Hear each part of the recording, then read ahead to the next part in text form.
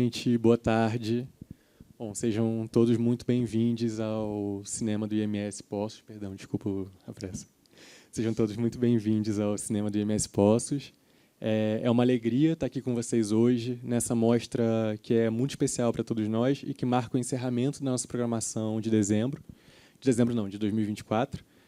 Eu queria agradecer primeiramente a toda a equipe do IMS Poços, ao Haroldo Gessoni, ao Marcelo Leme, a Cristiana Zanetti, aos nossos projecionistas incríveis, o Fagner Andrade e o Gilmar Tavares, a toda a equipe de orientação de público, aqui representada pela Yasmin, e agradecer muito profundamente ao Paulo Sacramento, que, além de curador dessa mostra que a gente vai ver agora, é também o coordenador artístico e técnico das preservações impecáveis que vocês vão assistir aqui no cinema.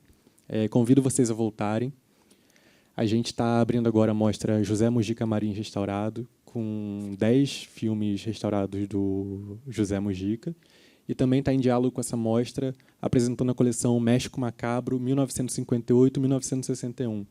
A ideia foi apresentar duas abordagens muito particulares de cinema de horror feitos na América Latina, num período bastante próximo. A gente vai ter a primeira sessão dessa mostra agora, logo na sequência, às 7h, 7h30, com o filme Mistérios de Além Túmulo. Convido vocês a ficarem, porque o próximo vai ser só no mês que vem. Os filmes do Mujica, a gente ainda tem algumas sessões aqui. A gente vai ter na próxima sexta-feira, 13, o primeiro filme que aparece o personagem do Zé do Caixão, A Meia-Noite Levarei Sua Alma. Venham, tragam amigos, espalhem a palavra. E convido vocês também a pegarem a nossa revistinha de programação. Ela tem texto sobre a mostra, tem texto do Jairo Ferreira, editado pelo Paulo, tem texto do Carlos Primati, que vai estar aqui conversando com a gente depois. Tem um texto do Kleber sobre o conjunto dos filmes mexicanos e, enfim, tem texto sobre toda a nossa programação. Convido vocês a voltarem, darem uma olhada na programação, que é feita com muito carinho. E chamo o Paulo aqui para apresentar a sessão para a gente.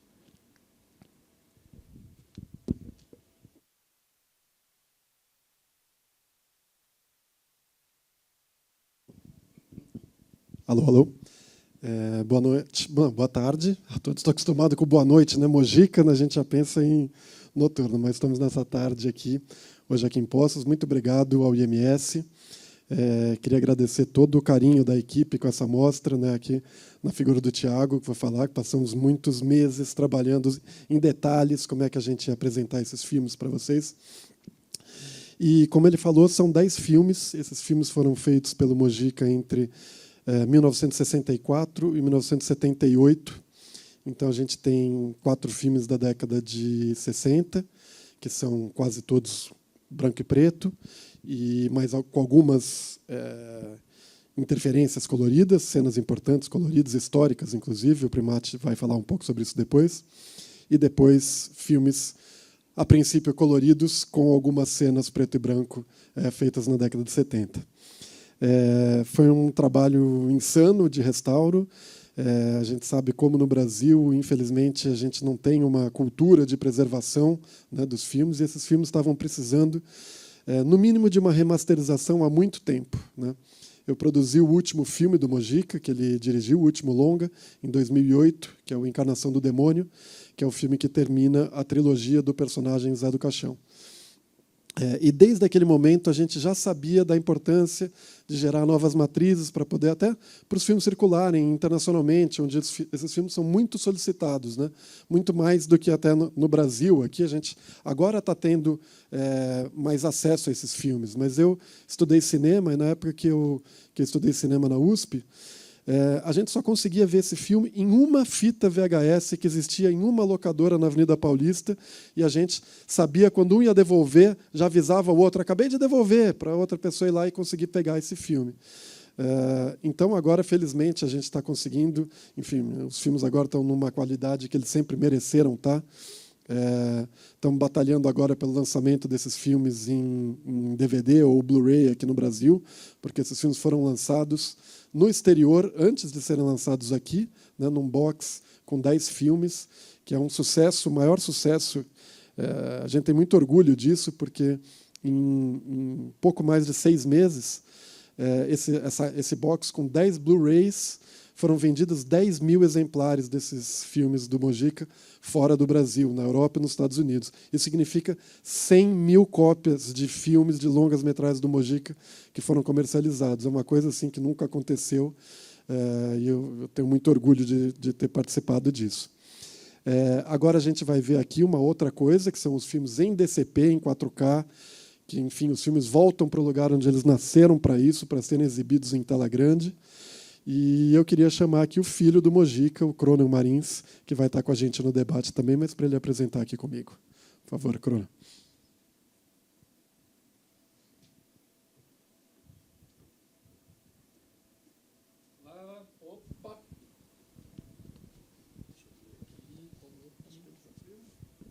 Alô? Alô? Boa tarde.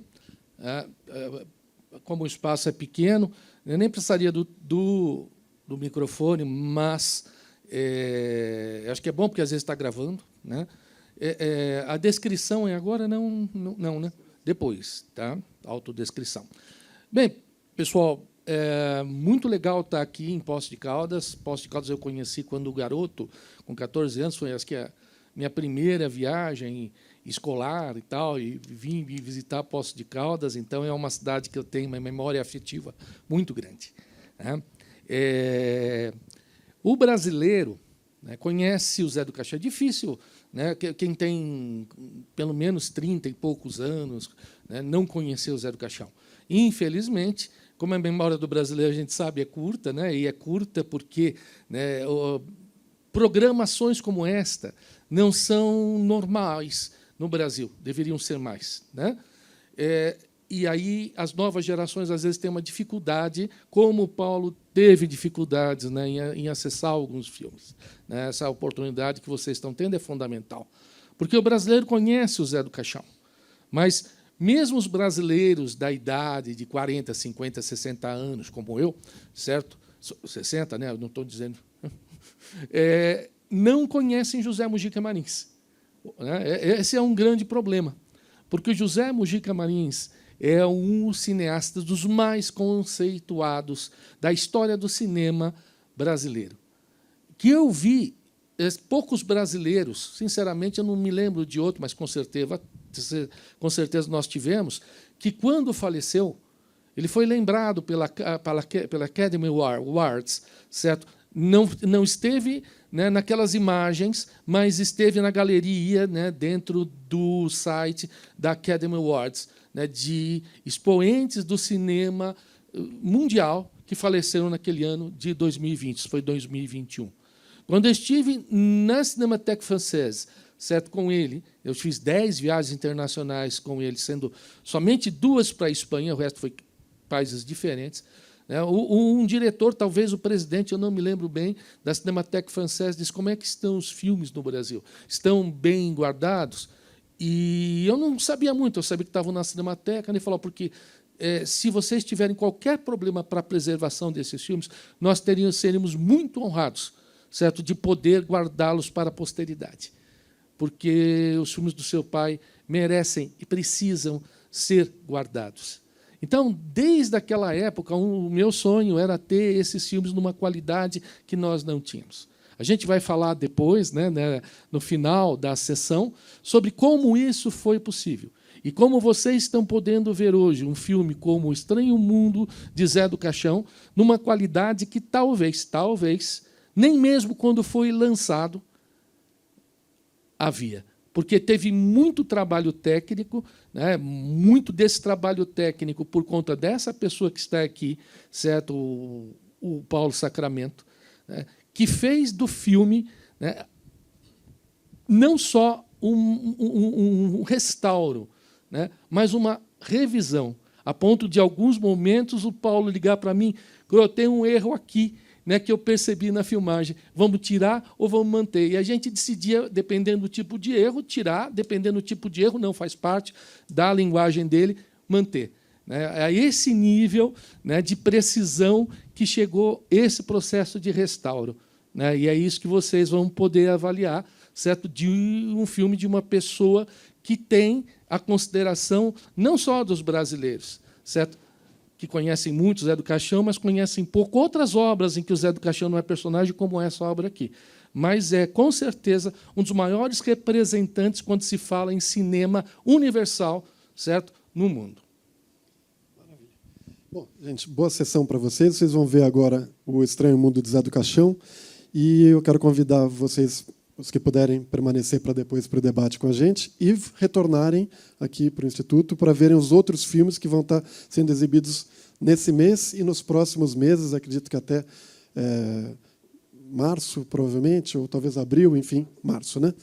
Então, a programação, ao longo desses tempos, vocês vão conhecer O Estranho Mundo de José Mujica Marins, que são todos esses outros filmes que ele fez, nem todos com Zé do Caixão. Obrigado, boa sessão. Nós começamos aqui, né, com a autodescrição das pessoas, as moças aqui, que estão graciosamente, né, fazendo esse trabalho muito importante, né, de tradução para a linguagem aí de Libras, né? A Camila está sentada, então a Camila não é a que está traduzindo no momento. Então, começo com a Angélica, tá? que está traduzindo. A Angélica é de estatura mediana, cabelos castanho longos, olhos castanhos e tem sardas. Ela está de camiseta preta, calça jeans azul e tênis plataforma azul. Aí nós temos a Camila, que está sentada aqui em frente e logo vai também assumir o posto de tradutora, né? É de estatura baixa, cabelo castanho tamanho médio, ela tem olhos castanhos escuros e está usando uma camiseta cor preta, calça jeans e tênis bege. Tá? Eu aproveito, então, eu estou como mediador aqui do debate, né, para me descrever. Né? Eu sou um homem de 60 anos, né, 62 na verdade, né, baixo, né, alguns dizem que sou gordo, mas é que eu acho que eu sou baixo, esse é o grande problema, certo? Tenho cabelos na frente, mas tenho uma enorme coroa careca, então, dependendo do ângulo, eu sou calvo ou cabeludo, dependendo do ângulo. Quem me olha de cima me vê calvo, quem me olha de baixo me vê cabeludo, certo? Eu estou com calça jeans, com uma camiseta verde, com a inscrição Mentes Holísticas, que é o nome do meu canal. Então, eu brinco dizendo que eu sou um velhinho propaganda do meu canal, certo? Eu acho que, com relação à descrição, é isso, né? Nós estamos aqui com o Paulo Sacramento, né, que foi o responsável técnico, né, no restauro, nesse processo de restauro de 9 dos 10 filmes, né, que nós negociamos com uma empresa britânica chamada Arrow. Né, o 10º não precisou ser restaurado, porque é um filme recente, e, inclusive, o produtor é o próprio Paulo Sacramento, que é a conclusão de uma trilogia sobre o personagem Zé do Caixão, o filme Encarnação do Demônio. Né? E do meu lado esquerdo, né, está o Carlos Primati, que é um dos grandes especialistas no Brasil. Eu não vou dizer o maior, porque talvez eu estivesse esquecendo mais um ou dois, mas nós temos poucos, dá para contar aí nos dedos de uma mão, né, especialistas que saibam tanto sobre o cinema do José Mujica Marins, meu pai, né, e também sobre cinema em geral. Ele é um grande cinéfilo, um grande conhecedor de cinema, né, e tem o seu gosto, né, alguns diriam até o seu mau gosto, voltado para o cinema de terror. São esses os dois debatedores que poderão responder também as dúvidas, e a gente gosta, né, que haja bastante interação. Né? Então, os melhores bate-papos são quando eles não apenas têm, né, as informações que nós podemos trazer para vocês, mas principalmente quando vocês podem sair daqui, certo, depois de terem tido suas respostas, né, para algumas dúvidas sobre o cinema de terror, ou o trabalho específico do José Mujica Marins, ou mesmo deste filme em particular, O Estranho Mundo Zé do Caixão. Então, aberto o debate. Né, eu acho que, primeiro, os dois debatedores eles vão se apresentar melhor, né, e dar uma primeira palavra, mas passamos depois a palavra para vocês e teremos muita satisfação em poder ter esse bate-papo bidirecional. Boa noite. Agora posso falar noite já? Já chegamos 6 horas quase. Fim de tarde, começo da noite. Eu sou Paulo Sacramento, eu sou razoavelmente alto, 1,85 m quase, cabelos castanhos escuros, olhos castanhos, e como sempre eu estou vestido de preto. Bom, como o Cronel falou, eu cuidei desse restauro, do restauro desses filmes, que foi um longo trabalho que a gente levou 2 anos fazendo. Praticamente paramos um laboratório, o maior laboratório de São Paulo, para fazer isso logo depois que a pandemia acabou. Esse trabalho ele começou no meio da pandemia, né? A gente estava prospectando essa possibilidade, e quando tudo deu certo, tinha dinheiro para fazer o trabalho, etc., a gente teve a questão da pandemia, a Cinemateca ficou fechada durante quase 2 anos, então teve um começo bem turbulento, mas depois que a gente começou a trabalhar, em comecinho de 2022, foi uma coisa intensa, pegando todos esses filmes, né? Eu vou fazer explicar um pouco, eu não sei se vocês tecnicamente conhecem, enfim, como funciona o cinema. O cinema, né, a base dele a gente filma em negativo, né? São rolos grandes, cada filme tem mais ou menos, são 24 quadros por segundo, né? Cada filme tem mais ou menos uns 15.000, 16.000 quadros, né? Então, para fazer um restauro desse é uma coisa técnica muito complicada, né? A gente acabou de ver aqui fora, por exemplo, essa exposição maravilhosa aqui do Walter Firmo, né?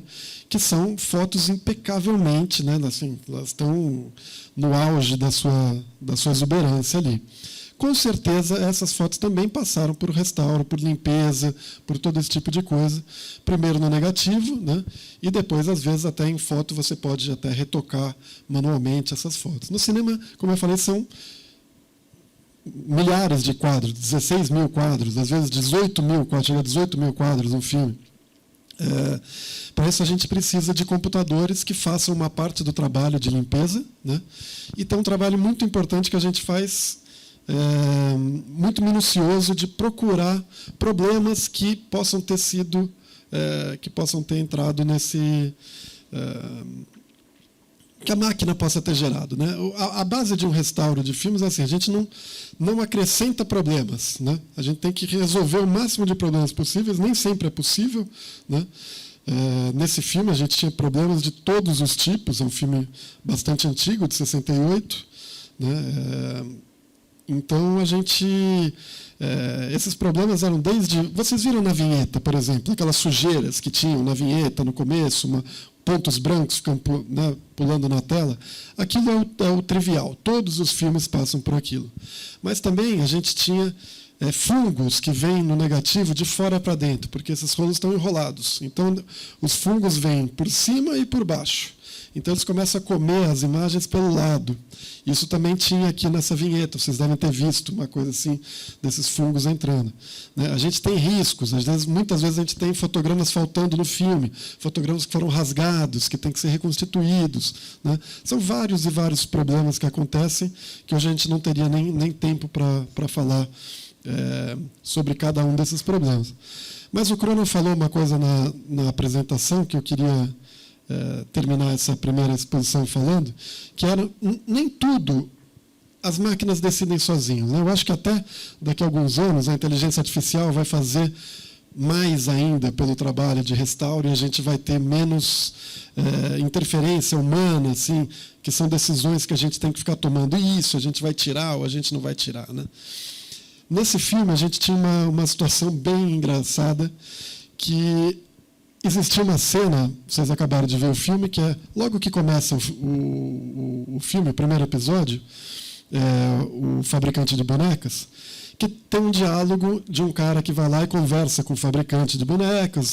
Muito lindo, como é que são essas bonecas, como é que é o trabalho. E daí as pessoas que vão fazer o assalto depois ouvem e também comentam e falam, nós vamos assaltar. Por incrível que pareça, esse diálogo não existia mais. Esse diálogo tinha sido removido em algum momento da história, que não se sabe como, e existiam duas versões, né? Algumas saíam você comparando um DVD que saiu, estava com o diálogo, mas, ao mesmo tempo, o filme que estava passando na televisão, no Canal Brasil, já não tinha esse diálogo. Então, a gente tem que pegar várias matrizes e olhar e comparar e tentar reconstituir, né, a versão original. E, para isso, para a gente voltar um som desse, a gente precisa dele em boa qualidade. Então, foram muitas cópias e tentativas até a gente conseguir encontrar uma única cópia que tinha esse diálogo ainda e que era utilizável. E daí a gente reincorporou ao filme, que já estava pronto. Quando chegou essa questão do diálogo, a gente já estava com tudo pronto. E tinha aquele problema daquele começo do filme, que a gente falava, gente, e aí? Né? É claro que a versão original tinha esse diálogo, né? Esse diálogo não foi acrescentado depois, né? Então, acontecem coisas ao longo de uma restauração dessas bastante curiosas, assim, e são muitas histórias, né?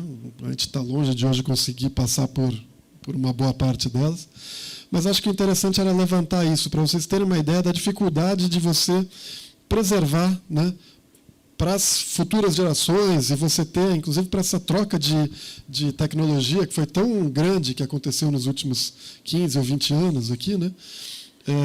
De repente, a gente conseguiu trazer esse filme de volta nessa qualidade, justamente porque ele tinha sido feito numa tecnologia antiga, que era a película 35mm, que tem essa qualidade toda. Se ele tivesse sido feito 30 anos depois, em digital, numa resolução menor, que era a que existia, seria impossível você resgatar. Então, a gente está vivendo esse momento muito interessante de conseguir pegar essa produção antiga que a gente tem e trazê-la numa qualidade muito impactante, assim, muito melhor, inclusive, do que boa parte da produção digital que foi feita, né, recentemente. Mas esse é só um começo para levantar questões aqui. E, bom, a gente pode falar de várias coisas. O Primati é um especialista na obra mesmo, conheceu profundamente. O Crono, filho do Mojica, né, teve a convivência diária com ele. E eu, desde que fiz o Encarnação do Demônio, o filme ficou pronto em 2008, mas a gente passou alguns aninhos levantando e tal. Então, acho que pelo menos desde 2004 a gente estava muito próximo. Então, a gente teve uma convivência muito grande aqui. Nessa mesa nós temos pessoas com uma convivência, somando os anos de Mojica, que são muitos. Mas é isso, passar para o Primati. Obrigado. Boa noite, gente. Boa tarde, noite. Bom, eu sou o Carlos Primati, um homem branco, de estatura mediana, nem gordo nem magro, cabelo meio curto e bagunçado, barba grisalha, estou com uma camisa preta, escrito Zé do Caixão em amarelo, bem bonita, com uma ilustração estilizada do filme Encarnação do Demônio, que é justamente o final da trilogia do Zé do Caixão, produzido pelo Paulo Sacramento, que está aqui do meu lado. Uma coisa que a gente sempre gosta de fazer quando a gente conhece pessoas novas, né? Primeiro, agradecer o convite, né, do Instituto Moreira Salles para a gente vir passear aqui em Minas, foi muito bacana. A mostra começou em São Paulo 2 dias atrás e estamos aqui fazendo mais uma inauguração. Mas o que a gente mais gosta de fazer é conhecer um pouco vocês, né? Então, eu quero perguntar quem que viu Zé do Caixão pela primeira vez hoje. Nunca tinha visto um filme do Zé do Caixão. Eu esperava mais mãos. Então, temos pessoas que conhecem Zé do Caixão. E quem viu este filme, O Estranho Mundo do Zé do Caixão, especificamente pela primeira vez? Então, vocês já viram Zé do Caixão, mas conheceram esse pela primeira vez. Esse é um dos meus filmes favoritos e é um filme que já é uma grande bagunça para quem está sendo apresentado ao Zé do Caixão, porque ele é um filme que leva Zé do Caixão no título, mas não tem Zé do Caixão, né? E ele tem, na verdade, um Zé do Caixão que foge do que a gente chamaria do José do Caixão canônico, que é o que vocês vão conhecer quando assistirem A Meia-Noite Levarei Sua Alma, Esta Noite Encadenarei no Teu Cadáver e o Encarnação do Demônio, 64, 67, 2008. Essa é a trajetória do José do Caixão conforme ele foi concebido pelo Mujica, ali em meados de 1963, num pesadelo que ele teve com o personagem, e transformou nessa figura absolutamente emblemática do nosso cinema. Mas ele fez vários outros Zés do Caixão, né? E esse é um deles. E eu adoro esse filme em todos os aspectos.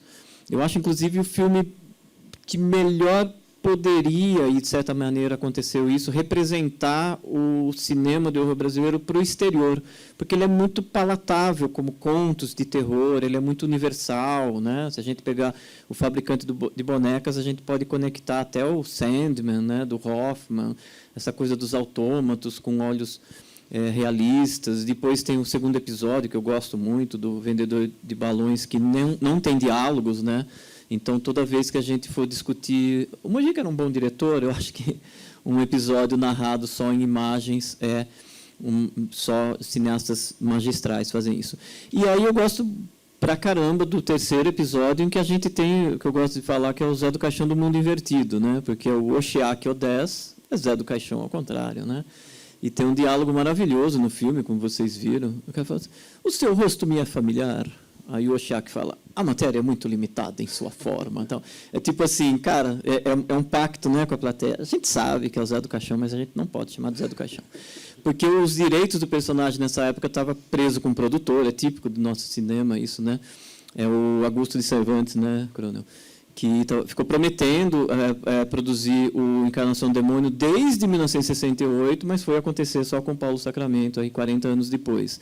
Mas ele foi tocando a carreira dele ali. Então, a gente tem aí uma coisa muito especial, né? A apresentação daquele Zé do Caixão nas nuvens, né? Um Zé do Caixão esotérico, místico. É completamente contrário ao Zé do Caixão canônico, que, caso alguém de vocês, alguns de vocês não conheçam, convido novamente, venham ver A Meia-Noite Levarei Sua Alma, principalmente, e deem continuidade aí à saga dele, que é um personagem muito diferente, descrente no sobrenatural, ele não acredita em Deus, ele não acredita no demônio, não acredita em alma, não acredita em reencarnação, né? Embora esses termos todos estejam nos filmes, né? Alma, reencarnação e demônio, ele não acredita em nada disso, né? São os pavores que o Zé do Caixão sofre.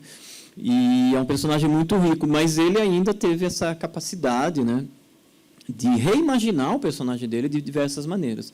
E concluindo essa fala inicial, né, já que eu inventei de fazer esse mapeamento do personagem, ele fez uma coisa que eu acho incrível, né, que acho que é muito próprio do cinema de terror, né, que o Cronel falou que é uma paixão talvez de gosto duvidosa minha, mas eu sou completamente apaixonado pelo cinema fantástico, que é muitos cineastas fazerem filmes em que ele faz uma espécie de terapia ou de revisitar a obra ou de refletir sobre o poder criativo do terror e como o próprio criador pode ser afetado por aquilo.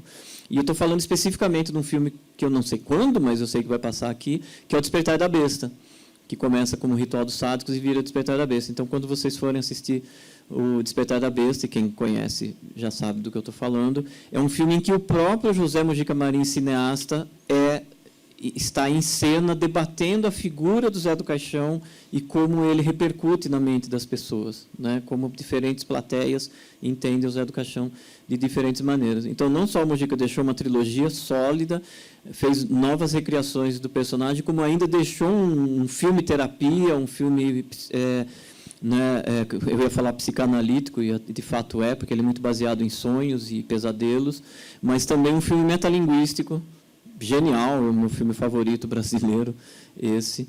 Então, é uma obra absurdamente rica e estamos contentes, né, de ter esse espaço maravilhoso com 4K, né?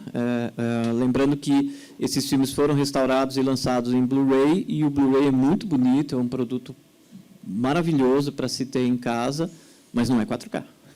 Ele é Full HD. Então, essa projeção, com toda a riqueza da recuperação do trabalho do Paulo Sacramento, é só mesmo na tela grande, por enquanto.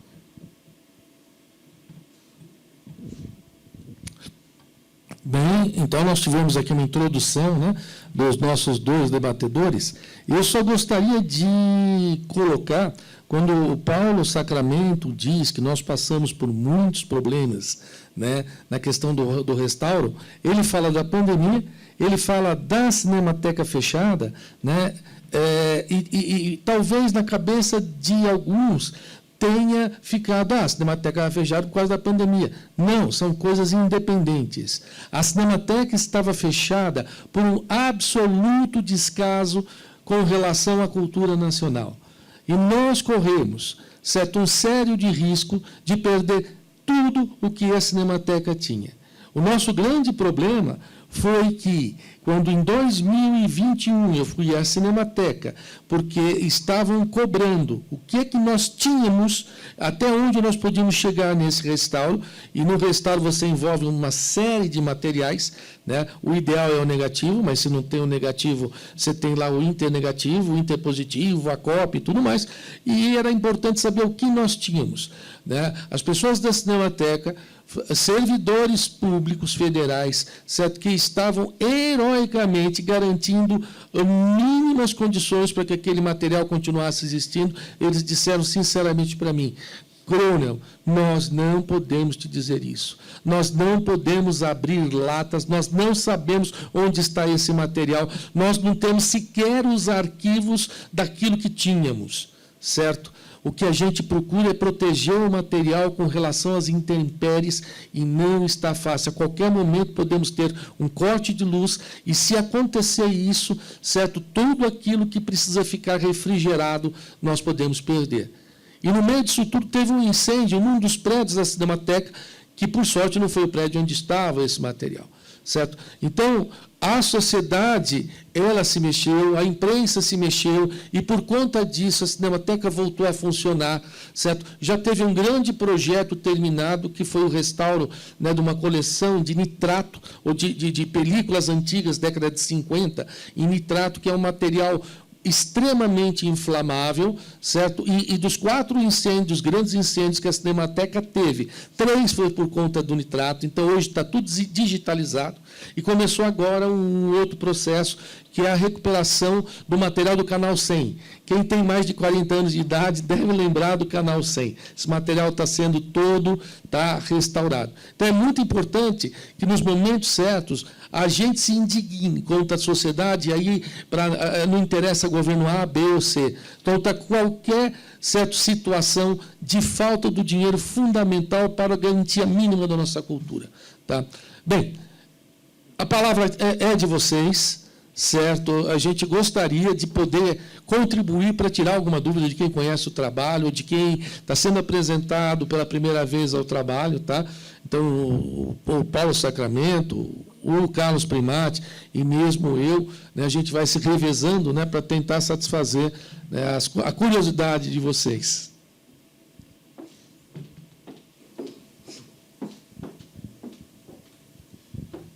Boa noite, meu nome é Igor. Eu tenho uma dúvida, primeiro, na questão da restauração, né, da preservação. Vocês comentaram da transição que a gente está tendo agora, né, das películas para o digital.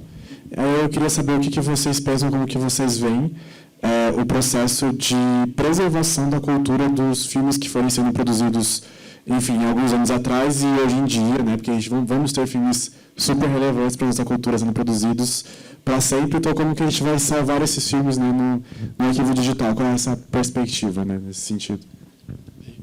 É a coisa mais complicada. Essa pergunta é a pergunta-chave, porque ninguém sabe, ninguém tem essa experiência, né? Então, com película, a gente sabe que essas películas elas têm uma vida útil, a gente sabe que duram 100 anos, né, se degradando, claro, ao longo do tempo, mas a gente tem filmes de mais de 100 anos até que foram realizados e que foram preservados. Existe uma cultura mundial, vários países com esse tipo de coisa. O digital, ninguém sabe quanto tempo dura, né? O substrato, a maneira como eles são guardados, mudam. Então, o hardware muda, o software muda. Às vezes, você tem programas que já não leem certos tipos de arquivo e tal. Então, é muito complicado. Isso começou antes do digital ainda, com a questão do vídeo, né? Então, a gente tinha todos esses filmes eram passados para vídeo de alguma maneira, né? Às vezes eram os formatos eram Matic, beta digital, antes tinha quadriplex, vários formatos de armazenamento mesmo, bons, que eram o máximo de qualidade, né? Que eram formatos com uma qualidade maior do que o vídeo caseiro que a gente tinha, né? Que era principalmente o VHS, mas tinha também o Betamax, que não tem nada a ver com a Betacam, que era esse material mais profissional. Depois teve Hi8, vários formatinhos assim que muita gente utilizou. Hoje em dia a gente está com esse problema, eu não trabalho na Cinemateca, tá? Eu sou freelancer, eu sou produtor de cinema e faço trabalhos com a Cinemateca, como esse do Mojica, que foi o maior de todos.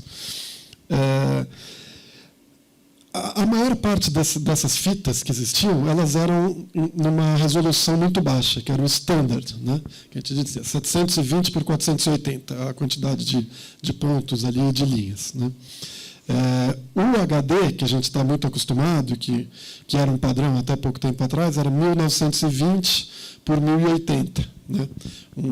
Eu tinha até uma tela assim, com essas resoluções para vocês acompanharem. Agora a gente está no mundo do 4K, né? Que é muito maior, 4 vezes maior, mais ou menos, do que isso que a gente estava tendo. Então, o que significa isso? Mais resolução. Tá? São mais pontos, é uma área maior de imagem que a gente tem, a gente consegue uma imagem melhor. Esses filmes em 35 milímetros que a gente tinha, eles têm uma qualidade que a gente está acompanhando junto. Então, quando muda de standard para HD, tem um ganho muito grande de qualidade, porque a película tinha essa qualidade. Do HD para o 4K, um ganho enorme, muito grande. Do 4K para o 8K, que é o próximo que a gente vai ter, o ganho já não é tão grande. Apesar da resolução da imagem, enfim, ser maior, tem duas coisas. A película já não guarda tanto essa informação, né, a sobra de informação que tem, e o olho humano também já não diferencia tanto. Então, em algum momento, a gente vai parar essa loucura, porque é claro que essa loucura interessa os fabricantes de equipamentos, que querem, né, jogue fora todos os seus equipamentos, então são obsoletos, e compre os mais novos, as TVs mais novas, enfim, por aí vai. Mas a gente está chegando no limite, então, em algum momento, essa corrida tecnológica vai parar. A questão é quanto tempo isso dura, ninguém sabe, né? Então, a gente tem, por exemplo, diziam que os DVDs que a gente tinha, eu me lembro muito de falar, isso vai durar 10 anos. Então, está durando mais. Eu tenho meus DVDs bem guardados ali em casa, tenho um DVD de 20 anos ali que está perfeito e tal. Mas era uma mídia, por exemplo, que se você risca ela, você perde tudo, não é que você perde um pedaço, né? Antigamente, sei lá, uma fita de vídeo, você corta aquele pedaço que mastigou, que estragou de alguma maneira, e você tem o resto. Os DVDs, não. E é um problema dos HDs, onde são guardados esses filmes hoje em dia. Então, você perde o HD inteiro, você não perde assim, 1 minuto do filme, ou você não vê a imagem se degradar, mas a imagem continua de alguma maneira. Você simplesmente não toca mais, né? Então, é um dilema, as pessoas chamam de um dilema digital, um dilema das cinematecas de todo mundo, né? E estão criando normas para isso, né?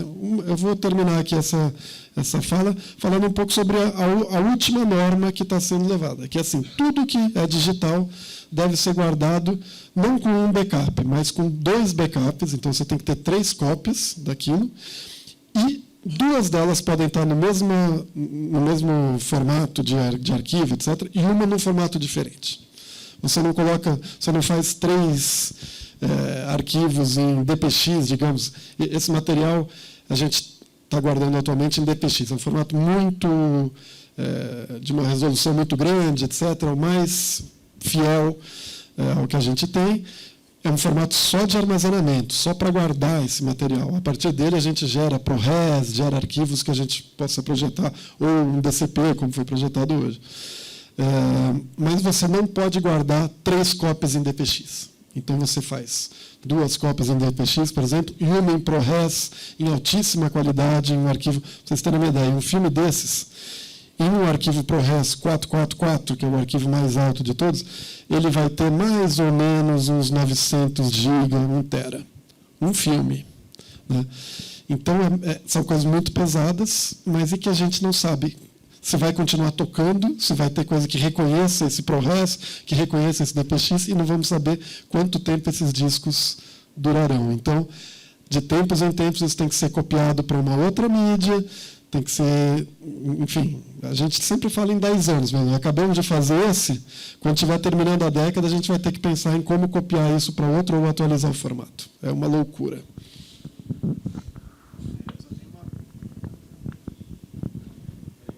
Tá ligado? Só uma curiosidade, se puder falar brevemente, porque a gente tem o filho, né, do José Mojica Marins, e eu queria saber como foi o processo, como foi para você crescer nesse ambiente que o José estava criando, tipo, como que você via isso? Eu não sei que idade você tinha quando ele passou a fazer os filmes, enfim. Só uma curiosidade mesmo, assim, brevemente. Obrigado. Bem, é uma pergunta bastante interessante, porque a resposta pode ser um tanto inusitada, né?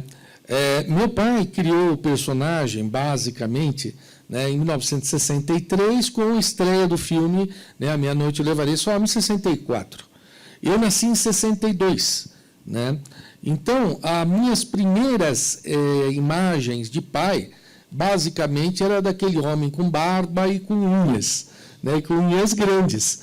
É uma coisa muito diferente.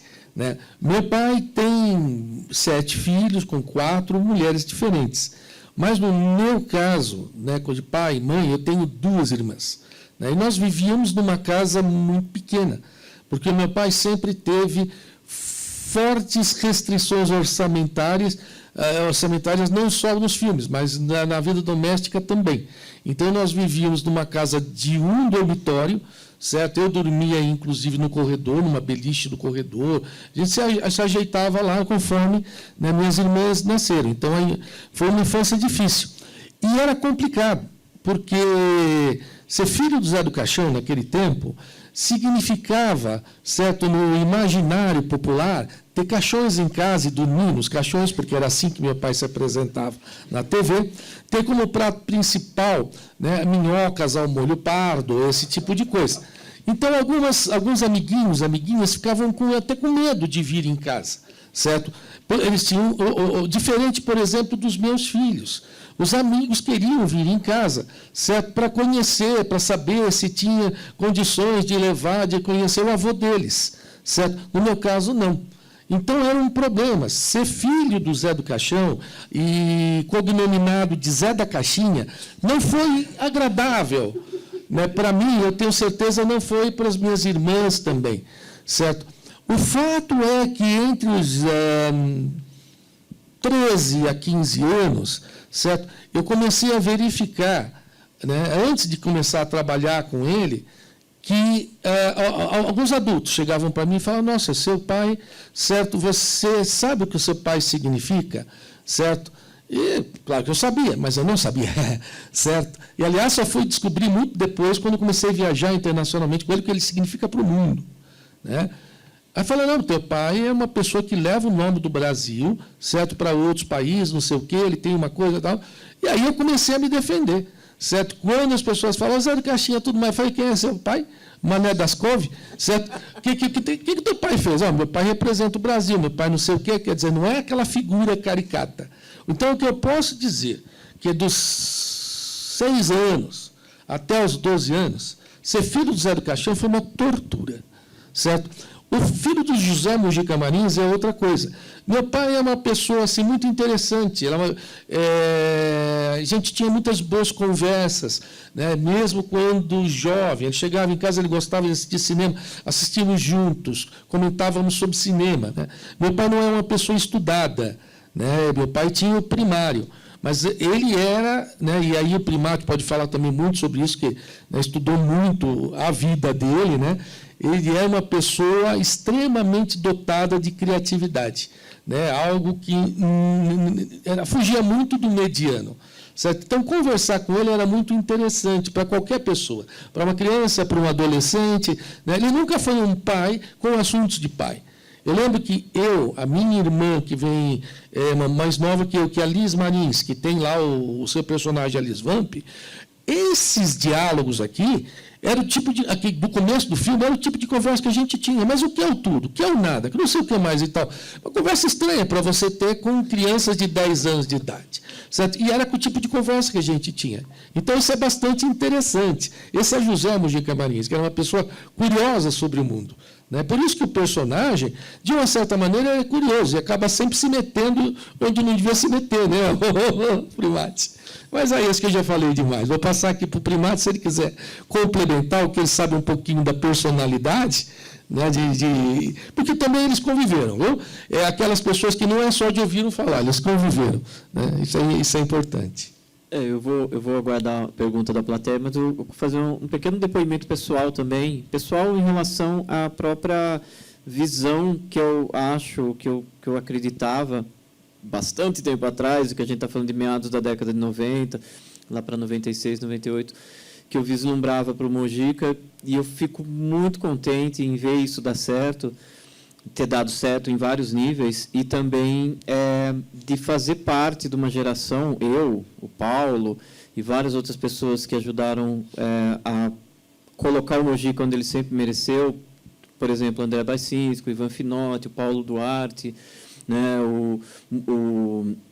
esqueci o programador lá do Rio, que também fazia bastante mostras do Mujica, mas, enfim, tem bastante gente, assim, ele pegou uma geração que eu sentia que era meio indignada com a maneira desrespeitosa que o Mujica era tratado. E eu vou contextualizar onde eu quero chegar em relação a isso. O Crono falou, antes de começar o filme, que ele falou, provavelmente vocês vão estar vendo esse filme como ele não é visto desde a estreia. E aí eu quero completar. Isso, inclusive, está no texto que o Paulo montou ali a partir do Jairo Ferreira. Quem assistiu O Estranho Mundo de Zé do Caixão em 1968 no cinema viu uma aberração, que viu um filme com 15 minutos ausentes. Todas as cenas que vocês ficaram assim, aflitos, né, que agressivo, que nojento, ácido na cara, necrofilia, canibalismo, aquilo foi absolutamente limado pela censura. Né? E aí, em tela de cinema, né, é só em mostras assim. Né? Então, vocês estão tendo o privilégio de sentar e muitos assistirem pela primeira vez o filme como ele merece ser feito. É isso que é a nossa convicção desde sempre, mas principalmente nesse projeto atual, né, que o Paulo foi muito científico, muito metódico. O filme tem que ser exatamente o que ele deveria ser. Né? Mas a conversa que eu quero puxar é que eu sou da geração do VHS, de frequentar locadora, de ir na sessão de terror, esgotar tudo que tinha lá, tal. Né? E aí a gente pensa o seguinte, a grande parte da produção mais livre do Mujica, onde o Mujica foi ele totalmente, é nos anos 60. Então, é A Meia-Noite Levarei Sua Alma, Esta Noite Cada Noite é o Cadáver, O Estranho Mundo do Caixão e O Despertar da Besta. Esses 4 filmes eu projetaria assim que ele ia se tornar assim um cineasta absolutamente inquestionável nos anos 70, mas ele sofreu uma série de tropeços e perseguição, que ele basicamente foi o cineasta mais perseguido pela censura naquela época. O Despertar da Besta é um filme vetado. Não é que ele teve cenas cortadas. Ele foi vetado, não foi lançado, aquilo prejudicou tremendamente a carreira dele. Aonde eu quero chegar a partir disso? O Mujica atravessou uma década de 60 muito sofrida e ele chega, no início dos anos 80, muito mais uma figura que aparecia na mídia como alguém exótico, como alguém que tinha unhas compridas e que jogava praga, essas coisas. E ele era um marqueteiro genial. Né? O Mujica conseguiu ficar décadas na mídia sem fazer filme. Né? Toda semana, o Mujica vai fazer Corpo Seco, o Mujica vai fazer O Devorador de Olhos, o Mujica vai fazer isso, o Mujica vai fazer tal coisa, e ele não necessariamente vai fazer, mas ele não saía da mídia. Então, a gente tem tantos cineastas esquecidos, né, que eu acho desrespeitoso, às vezes, a gente falar que o Mujica não é reconhecido. Não, ele é reconhecido, mas ele é muito injustiçado também. Né? Mas esses dias eu estava falando, com intervalo de 2 semanas, morreu o Roberto Farias e o Nelson Pereira dos Santos, e a mídia nem falou disso. Né? 2 cineastas gigantescos, diria como se fosse o Scorsese e sei lá, o Coppola morrendo, e morreu o Nelson Pereira dos Santos. Porra, gente. Então, o que a gente vê, o que o Mujica em termos midiáticos, e, de repente, você tratar outros cineastas com menosprezo, então o Mojica devia estar mais alto e esses cineastas deviam estar perto dele, né? Então, a gente tem um cinema brasileiro muito, muito injusto. Mas onde eu queria chegar é que, quando eu conheci o Mojica nos anos 90, já interessado em pesquisar a vida dele, a única coisa que existia era um VHS, né? Os filmes dele não passavam na TV, não eram filmes de você ligar a TV e estar passando ali na Globo, seja lá onde for. E como o Paulo falou no começo, você tinha que saber qual locadora tinha o filme dele. Né? Não é assim, vai na locadora e pega. Como assim? Né? As locadoras nem compravam filme brasileiro. Talvez vocês não saibam disso, mas as distribuidoras de vídeo nacional eles tinham uma reserva, que era obrigado a lançar um percentual de filmes brasileiros. E só lançavam por causa disso. E nem todas as locadoras compravam. Aí eu conversei com o Mojica de um jeito meio angustiado e meio convencido do que eu estava dizendo, que eu falei, Mojica, sabe quando que você vai ser respeitado? Quando o que for discutido são seus filmes. Porque você é um cineasta, você não tem que ser discutido pela personalidade. A gente não vai discutir o Spielberg, ou o Dario Argento, ou o Fellini pela personalidade, vai discutir a obra dele. Nos interessa o que o Bergman fez, não quem ele era, propriamente, em termos de julgar. O Mojica é analfabeto, o Mojica isso até é um exagero dele, né? Eles falam, eu sou um analfabeto. O Mojica estava longe de ser um analfabeto, ele era um roteirista, para começo de conversa, né? Ele escrevia as próprias histórias, então ele era um cara com uma criatividade absurda e única, mas ele era muito humilhado por parte da crítica e do público. E aí, abreviando essa conversa, eu tive muito privilégio, foi uma coincidência tremenda, que nem existia mídia de DVD, quando eu falei isso sobre o Mojica, e eu falava, seus filmes têm que ser lançados em vídeo. Mas, em 2002, eu tive o privilégio de participar do primeiro lançamento em DVD dele. Foi uma coleção com 6 filmes que eu produzi junto com o Paulo Duarte, e que foi um trabalho muito bacana para a época. Tal. E aí, de repente, a gente estava olhando, né, já tinha internet na época, a gente estava vendo uma discussão muito saudável das pessoas julgando os filmes. Pode gostar, pode não gostar, mas fala do filme, para de falar da pessoa. Né? E aí a gente está vivendo esse momento, inclusive a revistinha, caso vocês peguem aí, eu comento isso, a gente está vivendo o primeiro momento de redescoberta do Mojica sem ele estar presente com a gente. Então, a ideia de a pessoa vai, mas a obra fica, é absolutamente exemplar nesse caso. Né? A gente vai continuar amando o Mojica, a gente vai continuar celebrando, mas a gente vai ter como registro a obra dele. E o Mojica foi um artista bem-sucedido na arte mais cara do mundo. Né? Você escrever um livro, pintar um quadro, escrever um poema, fazer uma música, criar uma banda, tudo isso é mais fácil do que fazer um longa-metragem. O Mojica fez mais de 30 longas-metragens. Então, tratar ele por pura ignorância, né? Não conheço, não gosto daquelas unhas dele, que homem nojento e ignorante. Então, o Mojica aguentou décadas disso. E voltando ao que eu falei, Mojica, sabe quando você vai ser respeitado? Quando a sua obra for discutida e não a pessoa eventualmente não gostar de olhar para a tua cara ou se sentir superior, né? É difícil você estar do lado do Mojica e se sentir superior. O cara é um dínamo criativo, é uma pessoa que nunca falava uma coisa convencional. Ele chegava, Primati, estou com a ideia de um filme. Falava, vamos ver o que é. Ele contava uma coisa completamente absurda, assim, e eu...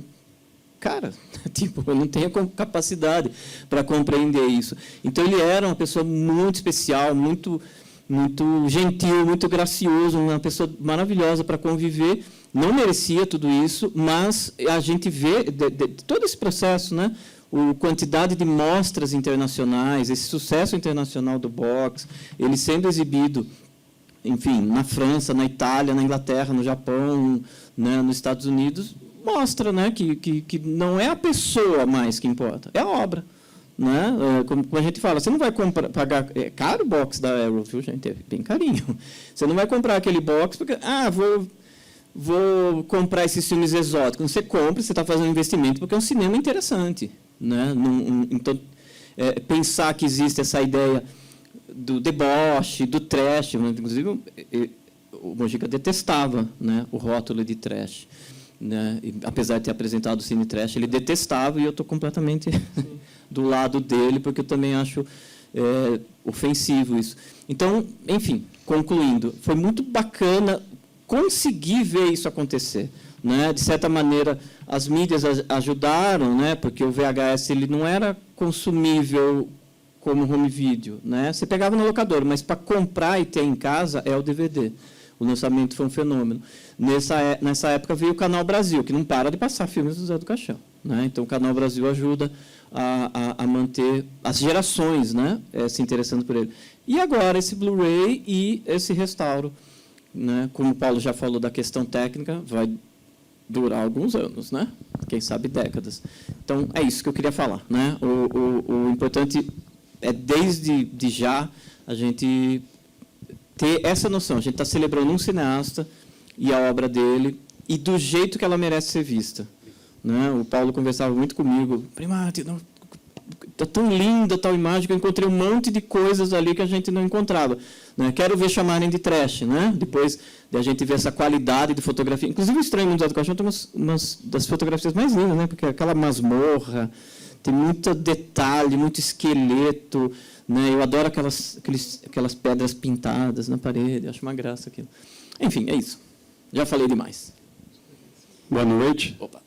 Eu queria fazer uma pergunta em relação à linguagem, né? Vocês comentaram que nesse processo do restauro, vocês detectaram alguns erros e vocês tiveram que tomar algumas decisões, né, do que vocês iriam preservar como estava e o que vocês tiveram que, talvez, alterar.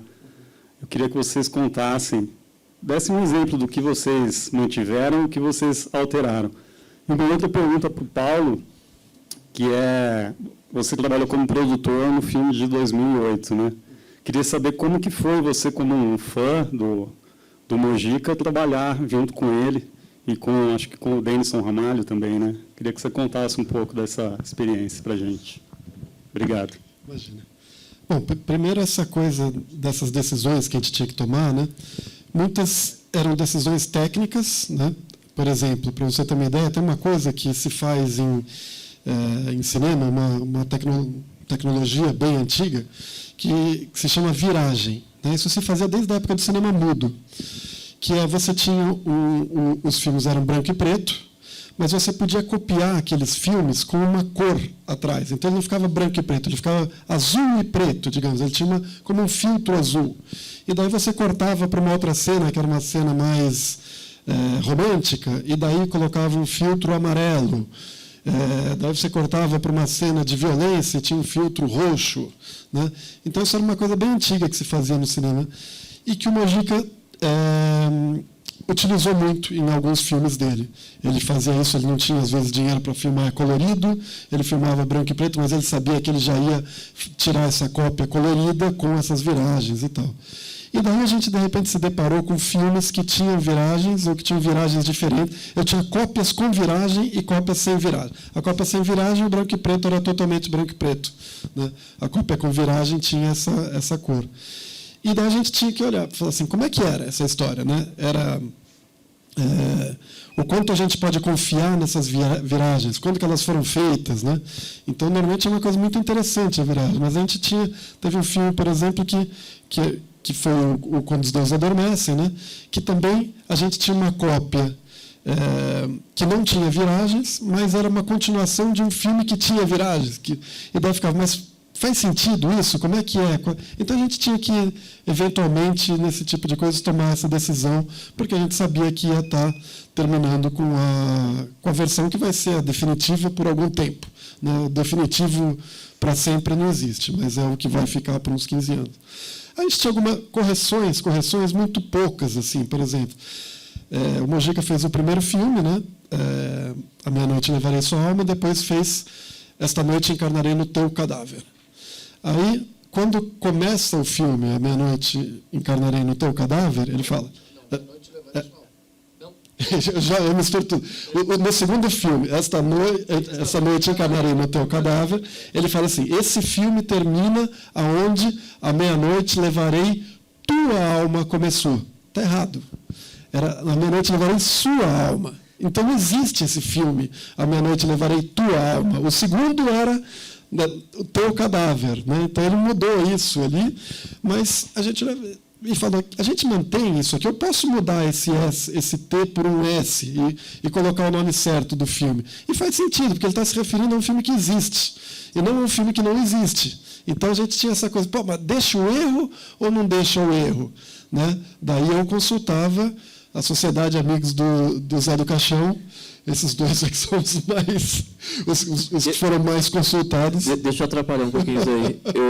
Eu adoro assistir A Meia-Noite Levarei Sua Alma, acho que é o meu filme favorito do Zé do Caixão, com certeza. E a bruxa fala, tua alma, né? E aí, só que a cartela é sua. Então, coisas pequenas assim que acontecia que a gente tinha que fazer. Tinha uma coisa que antes de eu falar do Encarnação, que eu ia comentar, que é essa história do trash, né? Que o Mojica era... Quando surgiu esse termo trash, as pessoas não... O que é o trash? É tipo o Zé do Caixão. O Zé do Caixão é trash, né? É aquela coisa mal feita, que está lá, né? Não tem recurso, faz qualquer coisa do jeito que dá e tal. E o Mojica foi apresentar o Cine Trash na TV por causa disso. Porque os caras da TV queriam público, que as pessoas estavam falando em trash era uma coisa que chamava público. E, apesar de não gostar, é óbvio, o Mojica precisava pagar suas contas, ele não vai ficar discutindo que o nome está errado. Então, foi lá e fez o Cine Trash e marcou mais ainda, porque daí ele apresentava o Cine Trash, esse tipo de coisa. Mas daí a gente vai fazer um restauro desse e ver a qualidade técnica das coisas, porque ele não tinha dinheiro nenhum, quanto a isso não há dúvida. Mas os técnicos que trabalharam com ele eram os melhores técnicos da época. O Jorge Atilla é uma referência na fotografia, todo mundo conhece, né? Todo mundo que é cineasta no Brasil conhece a obra dele. E está, sabe assim, é impossível você olhar e falar, nossa, como é mal fotografado. Que isso, é tão bem fotografado quanto qualquer filme do cinema novo, que tinha dinheiro da Embrafilme, ou coisas assim, né?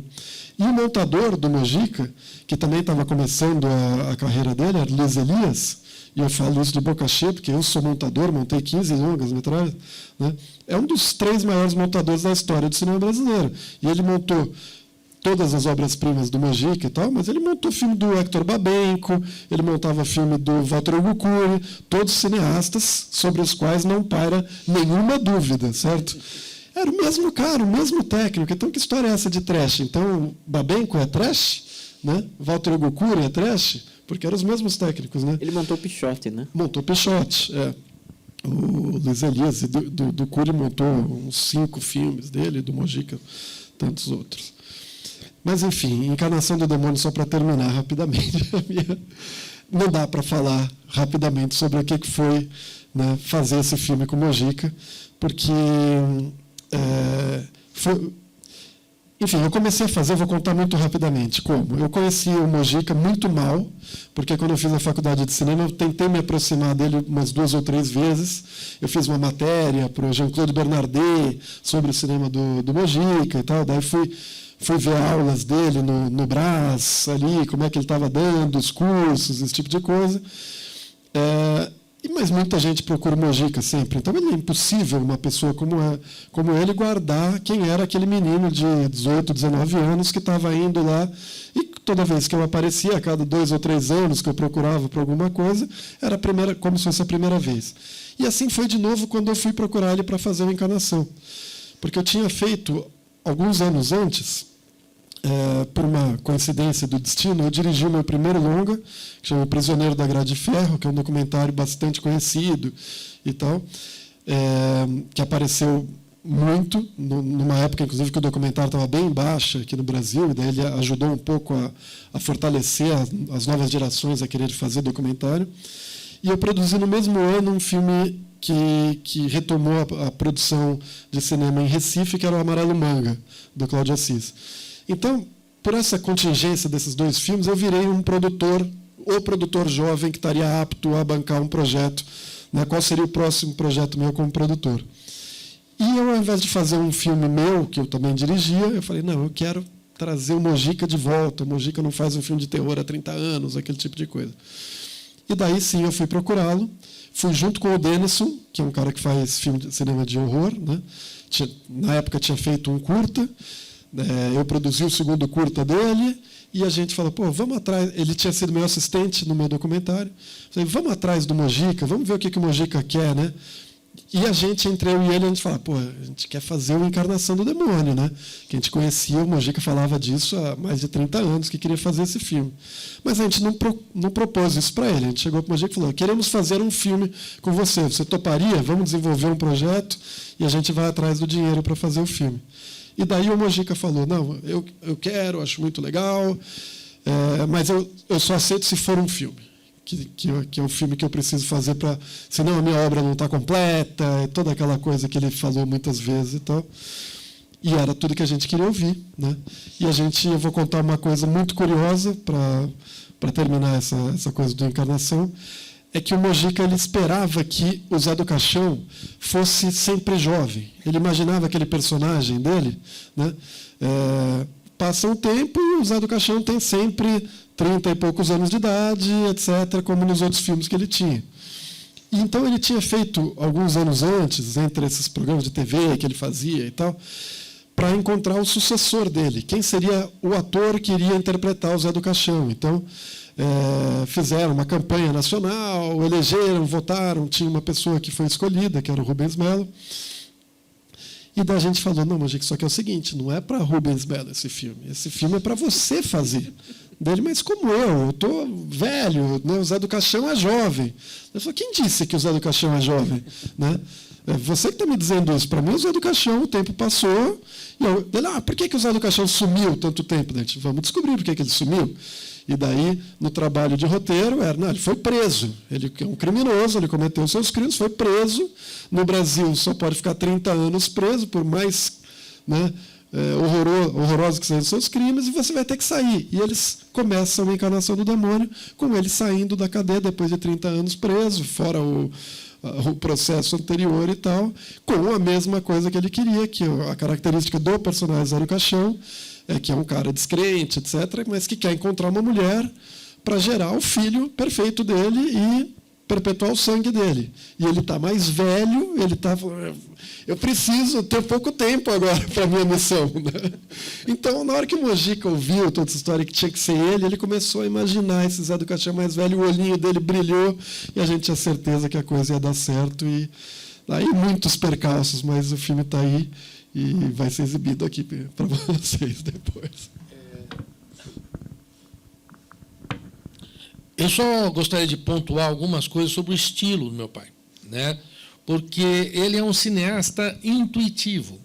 Né? Eu sempre brinquei dizendo que ele nasceu não com olhos, mas com lentes. Por quê? Porque eu acompanhei o trabalho de outros diretores. Normalmente o diretor chega, certo? Aí ele faz um negócio assim, certo? Para ver se está enquadrando, se não está enquadrando. Meu pai não fazia isso. Meu pai olhava aqui, olhava ali. Então ele já sabia o que ia acontecer. Aí é que ele pegava a câmera para ver se, pela câmera mesmo, certo? Se realmente era possível captar tudo aquilo. E na cabeça dele, ele já tinha o filme montado. Tanto que ele não gostava de levar produtor para assistir, certo? Porque o que a gente tinha não é que nem o vídeo, que você assiste no momento que você está filmando, você sabe o que saiu. Não, você filmava, certo? E depois de algum tempo, algumas semanas, certo? Você ia ver o material filmado, tá? Você ia ver o que a gente chama de copião. Ele não gostava de levar produtores para ver copião. Falava, não, se eu levar o cara, ele não vai dar mais dinheiro, porque ele não vai entender nada. Eu sei o que vai ficar. O que eu quero ver é se aquilo que tinha que ter saído, saiu. Porque, às vezes, queimava filme, certo? Então, você chegava lá, mas é aquela cena que eu filmei. Queimou, não deu, certo? Então, ele queria ver se as cenas estavam lá. Estando as cenas, ele sabia como ia ficar a montagem. Ele sabia se ia dar ou não ia dar certo.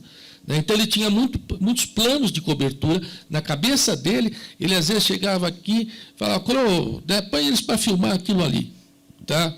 E eu, pai, mas o que tem aquilo ali a ver com a história? Põe eles para filmar aquilo ali. Depois ele falava, olha, a atriz aqui, aparentemente, ela cometeu um erro, não sei o que mais, então eu vou desviar para aquilo ali e depois voltar para ela. Eu não vou poder fazer a sequência. Então, ele já tinha percebido, certo? E você encontra, no estilo dele, tem coisas que, gente como o Primati, em todo filme, o filme do Mujica, eu quero ver a cena dos olhos, onde estão os olhos, certo? Então, se tivesse um filme desconhecido do Mujica, esse filme dizem que o Mujica fez. O que o Primati ia perguntar? Cadê o close dos olhos? certo?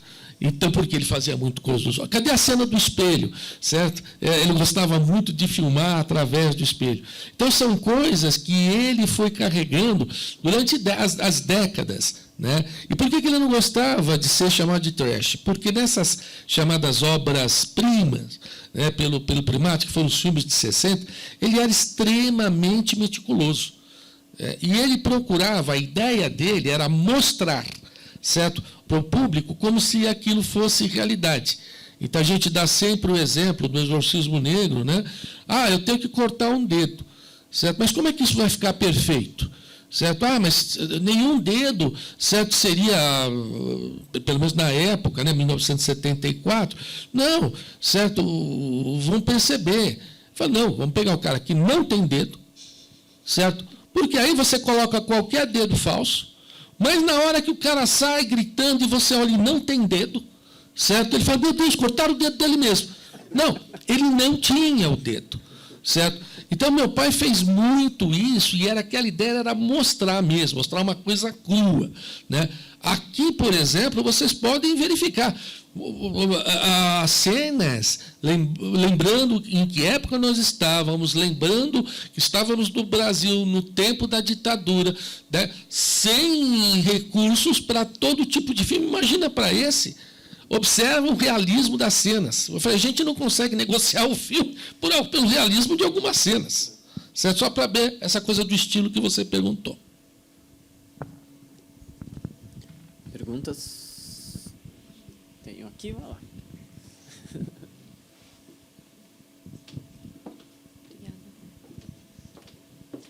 Boa noite, meu nome é Bruna. A minha pergunta é Bruna. Mais uma curiosidade, tendo em vista o que vocês têm comentado, eu queria saber como o José Mujica entendia o terror, qual que era a compreensão que ele tinha e que tipo de potencial ele enxergava no terror e também qual que era o fascínio exatamente dele com relação ao terror e à linguagem do terror. Todo mundo olhando para mim. Todo mundo vai querer falar. Só que pode... Essa é uma palestra de 1h30. O Mujica, eu vejo muito mais como que eu acho um talento muito especial, porque é uma área que eu estudo e eu valorizo muito. O Mujica era o que a gente poderia chamar de cineasta de gênero, né? E, às vezes, a gente que trabalha com cinema sabe que os gêneros, né, os gêneros populares, que eu já vou mencionar quais são, eles são muito menosprezados e são tratados como algo que qualquer um faz, né, que eu acho uma grande bobagem. E, na verdade, quando a gente sai dos gêneros e vai pensar especificamente no terror, é quando a gente já começa a falar dos mestres do horror. Né? O que são os mestres do horror? São um grupo muito seleto de cineastas que tem um domínio tão pleno daquele imaginário que ele não só sabe fazer melhor do que todo mundo, como ele se torna um autor, ele tem a assinatura dele. Então, quando a gente vai falar especificamente de horror, a gente vai falar do George Romero, do John Carpenter, do Wes Craven, do Dario Argento, do Lucio Fulci, e o Mujica sempre vai entrar nessa galeria. David Cronenberg, né? A gente vai sempre lembrar desses grandes e até botar no meio o Hitchcock, que mesmo tendo feito pouco terror, ele transformou o gênero. O Mujica começa filmando faroeste, né? E não é muito raro isso acontecer. O Fulci e o Dario Argento fizeram faroeste, né? Que são caras identificados com terror, mas fizeram faroeste. O John Carpenter é um cara que ama mais faroeste do que terror. Né? E o Mujica, depois de fazer isso, ele fez faroeste depois de Zé do Caixão também. Ele fez, acho que 4 faroestes na carreira dele. E ele, quando ele estava fazendo o segundo, terceiro filme dele, ele estava fazendo um melodrama sobre delinquência, que era o Sentença de Deus, e estava planejando um outro filme chamado Geração Maldita, que também seria sobre delinquência. Só que aí acontece uma coisa muito específica que eu acredito muito, né? Não acho que seja uma anedota. Ainda bem que não é gemidão. E que ele teve um pesadelo com a história do Zé do Caixão, né? Então ele tem um pesadelo de uma figura toda vestida de preto que arrasta ele da cama e leva ele até o túmulo, e ele olha a lápide que tem lá José Mojica Marins, da data de nascimento, a data de morte, e ele fala, eu não quis olhar a data da minha morte. E voltando ao que o Paulo falou da questão técnica, a cena do palito, né, que ele colocou essa cena no Esta Noite Encarnarei Teu Cadáver. Quem não assistiu esse filme, não deixe de vir e lembrem do que eu estou falando. O Zé do Caixão sofre esse pesadelo e uma figura toda de preto vai lá e arrasta ele pelo pé e leva ele para o inferno. É de uma maestria essa cena. Quando eu vejo aquela figura... acho que ele enrolou, sei lá, saco plástico no cara. Eu não entendo como ele fez aquilo. Ele conseguiu fazer uma pessoa magérrima virar só um vulto negro que vai andando dentro do quarto e arrasta ele para lá. Quando o Mojica tem esse pesadelo, que ele não conseguia precisar quando, mas a gente acabou meio que registrando, assim, que foi lá para outubro de 1963, ele chega no estúdio e fala assim, para tudo, nós não vamos mais fazer Sentença de Deus, nós vamos fazer um filme de terror. Diz ele que ditou o roteiro inteiro para a secretária, que é a Magda May, que depois virou a Terezinha no filme, e falou, vamos fazer A Meia-Noite Levarei Sua Alma. Então, eu gosto muito dessa história, eu falei que eu acredito nela, porque a gente vai buscar algumas obras importantes do terror, surgiram em pesadelos, como, por exemplo, Frankenstein, da Mary Shelley, foi um pesadelo dela. O Cão dos Baskervilles foi um pesadelo do Conan Doyle. O próprio Drácula teria sido um pesadelo do Bram Stoker. Então, eu acho que é muito difícil explicar como, mas eu acredito que as grandes mentes que pensam os temas do terror ou que são obcecados por investigações do além, né, de mexer com o imaginário de fantasmas, de monstros, né, da mente... elas têm um subconsciente que vai trabalhar adiantado, né? Então, o que eu quero dizer com isso? Talvez o gênero do horror, o imaginário do terror, fosse mais forte que o Mojica, que mesmo antes, né, ele não nasce assim amando o terror, né? E ele vai lá e faz A Meia-Noite Levarei Sua Alma. Só que aí entra o outro fator que eu acho preponderante. O filme foi um baita de um sucesso, foi um fenômeno. Aí o Mojica falou, né? Qual que é o meu próximo filme? A continuação da Meia-Noite Levarei Sua Alma. Faz um baita de um sucesso, ele faz o Estranho Mundo do Zé do Caixão. Então, ele vira um cineasta do horror, né? Só que aí, entender por que ele era assim, eu acho quase impossível, porque todas as histórias prévias, ele não conta que ele era uma criança fascinada por terror. Ele contou uma coisa para mim que eu achei maravilhosa. Ele falou que ele não tinha interesse, eu não sei se isso é verdade, se era uma verdade do momento. Ele falou, não tinha interesse em fazer cinema, eu queria ser compositor. Então, eu queria fazer filmes musicais. E se a gente pegar a Cena do Aventureiro, que é cheio de música, as músicas são todas do Mojica, né? Então, é verdade que ele cresceu assistindo o que a gente chama dos cowboys cantantes, né? Roy Rogers, Gene Autry. E o primeiro faroeste dele, apesar de não ser um faroeste infanto-juvenil, é super violento, mas tem os cowboys cantando a história do filme ali e tal. Então, ele começa fazendo filme que se conecta muito mais com a infância dele de assistir filme de cowboy do que terror. Mas, ao mesmo tempo, não sei o quanto vocês conhecem o Zé do Caixão, mas acho que o Paulo já falou, né? Ele quer ter um filho, então o Zé do Caixão ele protege as criancinhas, né? E ele contava que a inspiração do Zé do Caixão ser obcecado por filhos é um filme que ele assistiu chamado Torre de Londres, que não é exatamente um filme de terror, mas praticamente, em que o Boris Karloff é um carrasco, né? Um carrasco manco, assim, chamado Morde, se eu não me engano, que ele pisa na mão de uma criança pequenininha. E é uma cena chocante, o Mojica falou, nossa, eu fiquei chocado, né, de ver uma criança sendo pisoteada por uma figura monstruosa, que é o Boris Karloff. E aí eu decidi fazer o Zé do Caixão como protetor das crianças. Ou seja, ele tinha um repertório que ele construiu. É importante dizer que o pai dele era gerente de cinema, né, e o Mojica assistiu de tudo pela janelinha ali, né, e ele contava, para falar de terrores, né, o que ele falava que foi a coisa mais assustadora que ele viu foi um documentário sobre doenças venéreas. Eu acho que isso explica muito o Mojica, né? E aí ele acabou tendo uma mente muito voltada para esse imaginário do terror. Mas aí, como a gente não pode se alongar muito aqui, eu quero chamar a atenção, que para mim é o que é mais importante na obra do Mojica, é que ele era mais do que um mestre, ele era um gênio do terror. E o filme favorito dele era O Bebê de Rosemary, que é um filme de terror absolutamente sofisticado, feito por um mestre, que era o Polanski. E o Mojica, embora faça esse terror explícito, físico, da agressão, né, do esquartejamento, do canibalismo. Esse filme talvez seja o único que não vai combinar muito com o que eu estou falando, mas confiem em mim. A essência do cinema dele é de transtornos mentais. É de loucura, é de delírio, é de pesadelo, paranoia, dupla personalidade e assim por diante. Se vocês forem assistir os filmes do Zé do Caixão, né, do personagem Zé do Caixão, vocês vão ver que ele enlouquece em algum momento. Delírios é normal, é sobre um psiquiatra, eu acho isso genial. É um psiquiatra que enlouquece com o pesadelo do Zé do Caixão. Ou seja, o Zé do Caixão está acima da psiquiatria. O cara domina a psique, mas ele, ainda assim ele está sujeito a ser assombrado. Delírios é normal, acabei de falar. O Despertar da Besta é sobre voluntários que são submetidos a alucinações com Zé do Caixão, induzidos por drogas, e vários outros, né? Filmes dele lidam com isso. Então, o Mojica, não só ele estava no domínio do terror, mas ele estava também no horror psicológico e nos problemas da mente, né? Então, eu acho que assim, o domínio dele acho que é uma coisa muito intuitiva, muito natural mesmo. Mas eu acredito realmente, e eu gosto de pensar assim também, que ele direcionou para o terror porque ele viu que era um nicho que ele dominava, né? E não propriamente, eu vou imitar os monstros da Universal, vou fazer filme de múmia e vampiro. Não, ele é absurdamente original. E eu também acho que os grandes criadores de terror, eles não se inspiram em filmes de terror propriamente.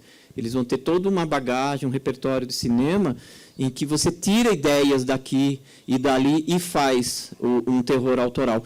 O Croner falou dos olhos, né? Eu tenho todo um ensaio que eu falo da importância do olhar e dos olhos e da agressão da visão que o Mojica tem nos filmes dele e que conecta muito com os surrealistas, né? Os surrealistas adoravam fazer agressões de olhos, cortar olhos. Basta a gente pensar no Cão Andaluz, né? A cena mais famosa é cortando o olho. E aí tem um depoimento muito incrível do Mojica, que o grande ídolo dele era o Chaplin, né? Ele amava o Charlie Chaplin. E ele fala, o que mais me impressionava no Chaplin eram os olhos dele e a tristeza do olhar. E, para mim, o horror cinematográfico eram os olhos do Chaplin. Então, a gente tem um depoimento tão complexo, né, que fica muito difícil a gente definir. Ou seja, a gente pode pegar esse depoimento do Mojica e falar assim, o horror do cinema do Mojica é inspirado no olhar triste do Chaplin, né? Aí a gente vê o quanto, não só o Mojica, mas o próprio cinema do horror, ele pode ter uma origem não tão facilmente mapeável, né? Como eu falei, a gente estava discutindo outro dia sobre a criação do autêntico cinema de horror brasileiro, né? O Mojica é genuinamente brasileiro porque a gente não vai ver ele fazendo histórias de Médico e o Monstro, ou alguma coisa do Frankenstein, ou do Drácula, ou do lobisomem, né? Ou nada que a gente vê nos monstros canônicos. Ele cria uma coisa totalmente brasileira, mundana, é um vilão que não é sobrenatural, né? Então, acho que a genialidade dele está na singularidade dele, né? Espero ter conseguido responder. Deixa eu acrescentar, né, e frisar algumas coisas, porque meu pai ele foi educado no cinema, né? Meu avô era gerente e minha avó bomboniere. Então, ele viu todos os grandes filmes de terror das décadas de 40 e 50, e ele tinha como alguns dos seus ídolos, além do Chaplin, né, obviamente, né, mas o Chaplin não fazia terror, né, o Boris Karloff, ele viu Hitchcock, ele viu Bela Lugosi, né, ele sempre achou sempre para ele o Drácula era Bela Lugosi. Christopher Lee, por exemplo, né, ele quase que ridicularizava o Christopher Lee, inclusive porque ele encontrou o Christopher Lee na França e disse que Christopher Lee foi vaiado, né, porque o Christopher Lee chegou e no discurso dele ele disse que ele não gostava de terror e que ele fazia só porque pagavam ele, alguma coisa assim, certo? Então, que foi vaiado pela plateia, tudo. Então, para ele, o Drácula era o Bela Lugosi, que é o da década de 50, né? 50. Então, quando meu pai assistiu muitos filmes, e ele sempre teve algumas revistinhas publicadas, certo? Quando ele era garoto ainda, né? Ele sempre ia para o lado sobrenatural, algumas coisas sobrenaturais. Os primeiros filmes que ele fez, que nós não temos nenhum material, é Juízo Final. É o fim do mundo, a ideia era do fim do mundo. Ou seja, que é mais terror do que isso. E isso ele fez quando ele ganhou uma câmera do meu avô, porque meu avô queria dar uma bicicleta, mas ele pediu uma câmera. E ele pegou os amiguinhos dele e saiu para fazer esses filmes que nós, infelizmente, não temos, certo? Que foram perdidos. Então, ele já fazia filme de terror antes de começar a fazer filme profissional de faroeste. Agora, de onde que vem isso? Pelo que eu entendi, do que meu pai dizia mesmo, até em entrevistas, o que ele dizia, certo? As pessoas são diferentes entre si, mas tem uma coisa que aproxima todas, que é o medo da morte, certo? Então, não tem a pessoa X que gosta de uma coisa, aí é um comunista, capitalista, o outro é, certo, libertário, o outro... Não interessa, pode ter opinião diversa sobre tudo, mas você tem medo da morte. Então, isso é uma coisa que une as pessoas. Então, ele sempre respondeu nesse ponto. O terror me deu... Porque a ideia dele de cinema, e era uma frustração, acho que o Primati lembra muito disso, de que os filmes dele não faziam sucesso. Ele fazia um filme aqui e não tinha muito sucesso. Aí o padre dizia, não, é que você fez um filme que não devia... Faça um filme sobre Deus. Aí ele fez o filme lá e não deu sucesso. Aí ele falou, não, padre, certo, mas eu fiz um filme que você queria, que não sei o quê, e não deu certo. Ele falou, é porque você não nasceu para o cinema, né? Aí, ele conta essa história, né? Aí ficou revoltado. Né? E realmente o Zé do Caixão veio dessa inspiração. Este é o grande mistério. Como é que ele cria, né? Porque até ele nunca conseguiu me explicar isso direito. Falei, tudo bem, pai, entendi o negócio do sonho, entendi tudo. Agora, eu não entendo a criação do personagem. E ele não conseguia me explicar. Porque o que acontece? O personagem, ele tem uma sutileza que não é característica de alguém que não tem um certo tipo de cultura. Essa ideia de você preservar, de você ser um materialista convicto, mas, ao mesmo tempo, você enxergar uma possibilidade de imortalidade na preservação do sangue. Então, a gente está discutindo, né, que você está falando do filme, A Torre de Londres, talvez ele tenha esperança, mas ele criou um personagem que muitas vezes foi comparado com Nietzsche, né, da ideia do super-homem, do Nietzsche. E eu tive que ler Nietzsche para explicar para o meu pai, porque também ele não entendia, porque ele entendia, o super-homem, não, pai, não é esse super-homem, não. É o super-homem do Nietzsche, né? Mas aí, qual é o super-homem do Nietzsche? Eu falei, não sei, não li, vou ler. Né? Tive que ler aos 13 para 14 anos, assim foi o Zaratustra, para explicar para ele, porque e quando eu vi, comparei, eu falei, opa, mas isso é mais ou menos Zé do Caixão, essa história de alguém que transcenda, né, o próximo elo de evolução, talvez, esta ideia, e a ideia é justamente do Nietzsche. Se você lê o Nietzsche, é aquela pessoa que ele reclama do quê? Nós deixamos, né, nós acabamos nos contaminando, né, com determinados rituais sociais e deixamos a nossa naturalidade, o nosso instinto. Tanto que o Nietzsche, né, o que ele faz? Ele contrapõe, certo, duas ideias gregas. O Nietzsche, para quem não sabe, ele estudou muito a cultura grega e ele contrapõe duas ideias, que é o apolíneo e o dionisíaco. Segundo, então, o Nietzsche, nós deixamos de ser seres humanos quando nós vamos para o apolíneo, que é racional, tudo bem pensadinho, tudo, tá? E nós esquecemos que nós somos instintivos, que nós temos toda aquela pulsão animal que é típica de Dioniso. Veja, eu expliquei isso tudo para o meu pai e eu falei, mas pai, tem a ver, não tem? Filho, tem. Assim, mas eu nunca li o Nietzsche, porque ele era muito orgulhoso, né? Ele não admitia ser comparado com qualquer pessoa que fosse. Né? Uma vez, eu sempre falo aquela história que foi o crítico que deu para ele o inferno do Esta Noite em Canarinho do Teu Cadáver, é um inferno de gelo, não é um inferno de fogo. Aí chegaram para ele e falaram, nossa, esse inferno, essa concepção de inferno, parece o inferno do Dante. Falou, não, eu nunca assisti filme dele. Certo? E foi quem? Foi o Jair Ferreira, não? Acho que foi antes. Foi outro crítico. Aí falou, não, Mujica, certo, Dante viveu ali, certo, no século XIV e tudo, e deu um exemplar da Divina Comédia para o meu pai. Ele não conhecia, ele não queria ser comparado. Então, quando compararam ele com Nietzsche, certo, eu falei, pai, calma, não tem nada a ver, o Nietzsche não é cineasta, essa coisa toda. O Super-Homem não tem a ver com o Super-Homem, né? O Super-Homem é DC, né? Não tem a ver com esse Super-Homem. Aí eu fui ler para tentar explicar. E tem muito a ver com o Zé do Caixão. Certo? Quer dizer que ele defende o instinto. O homem superior é aquele que não cede ao instinto. Veja só que coisa interessante, né?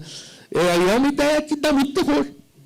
Deixa eu só falar uma coisinha bem rapidinho, porque eles acabaram de assistir o filme e tem o diálogo. Que cena dantesca, né? Vocês viram que ele fala. Ou seja, ele assimilou essa coisa, né? O conhecimento, como eu falo, o conhecimento ele não tem data, né? Se eu aprendi hoje, o conhecimento é para sempre. Então ele ficou, nesse filme ele já sabia quem era o Dante, né? Mas é bom falar também, duas coisinhas, uma curiosidade, ele conheceu a Sarah Karloff, né? Filha do Boris Karloff, isso foi muito legal, né? É filha? É filha dele, a filha do Boris Karloff, que é esse grande ganhou um anel da Sarah Karloff. Então, esse ídolo de infância dele, que é um dos primeiros astros do terror, fez Frankenstein, fez vários papéis importantes, ele conheceu a Sarah, filha dele, e ganhou esse anel.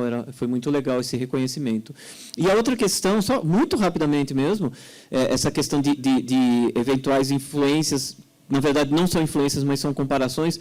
Grande parte da crítica dos anos 60, principalmente, adoravam os filmes do Mujica. Então, falar, ele foi sempre menosprezado pela crítica, tinha uma divisão que eu diria que seria 60% favorável e 40% contra. Eu tenho uma visão bem radical, meio preconceituosa. Eu vejo como os críticos que gostavam da obra dele serem a favor de uma arte progressista, provocadora, transgressora, que não fosse comportada, e a parte ofendida, se a gente conhece o perfil dos críticos, são pessoas que querem preservar valores familiares, valores morais, não podem desrespeitar autoridades, ou seja, eram críticos literalmente conservadores. Então, existia ali uma divisão que não era necessariamente de ideologia política, mas de visão de mundo, né? De visão de vida, né? Mas uma coisa muito presente nas críticas do pessoal que se apaixonou pelo cinema do Mujica ali nos anos 60, como Salviano Cavalcante de Paiva, a Tati de Moraes e vários outros críticos, era comparar ele com Edgar Allan Poe.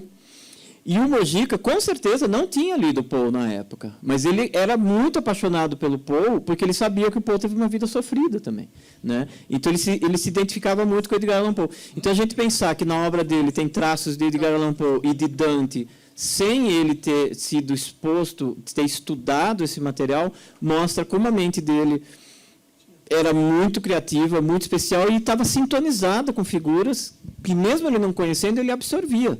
Né? Ele fazia histórias sem enterrado vivo, que era um dos temas obsessivos do Edgar Allan Poe. Né? Mas é isso, só queria acrescentar. Tá, Sacramento, você quer fazer alguma complementação? Nós estamos aí quase no encerramento. Não, acho que estou de boa. Está de boa? Bom, eu quero agradecer a oportunidade, dizer que foi muito bom ouvir vocês também, porque uma clareza assim, muito grande de muitas coisas, assim, acho que foi muito produtivo aqui. E o Mujica é isso, a gente poderia ficar falando tanto mais, sabe? Se faltasse uma coisa, teve um momento que eu falei, eu vou falar uma coisa que ainda ninguém falou aqui, que é muito importante. Cheguei a pegar o microfone aqui para falar, que era a história da brasilidade, né, do Mujica. Por que ele era tão importante? Por que ele é tão importante? É porque ele realmente conseguiu.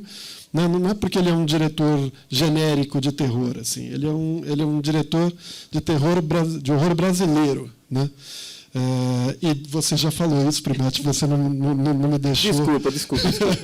Foi mal. Mas isso é realmente uma coisa muito importante. Assim. Os filmes dele são respeitados fora do Brasil por causa disso. Porque ele olha para a sua aldeia e porque ele canta a sua aldeia, que é o que todo artista tem que fazer. Né? O Tom Jobim não é grande porque ele faz música americana, ele faz música brasileira. Né? E o Mujica fez isso muito bem, e é por isso que a gente ainda vai ver muito tempo o filme do Mujica por aí. Então, bem lembrado isso, viu, Sacramento? Porque em todo lugar, né, quando ele era apresentado, a primeira coisa que ele falava é que ele veio do Brasil, certo? Um país em que é difícil fazer cinema, mas as pessoas acabam fazendo pela vontade, pela competência, pela criatividade, que são valores, vamos dizer assim, características inigualáveis do brasileiro, né? Isso para o resto do mundo. Ele acabava sendo politicamente incorreto, porque ele falava também que o Brasil tem as mulheres mais bonitas do mundo, certo? E, nesse caso, além de ser um pouco machista, certo? As mulheres dos outros países parece que não gostavam muito nesse momento, certo? Bem, pessoal, a gente está terminando, a gente agradece aqui, né? Não tem muita gente, mas a interação, certo? A qualidade da interação, nossa, foi muito, muito importante. Tá? A gente agradece vocês e, basicamente, nós recomendamos, né, venham assistir, né, os filmes, os 3 filmes do personagem Zé do Caixão, para entender o que é o Zé do Caixão na origem, que à meia-noite levareis sua alma esta noite, encarnarei no teu cadáver e encarnação do demônio, né, e comparar com outros filmes que ele fez também. A nossa família, né, gosta especialmente de um personagem chamado Finis Homens.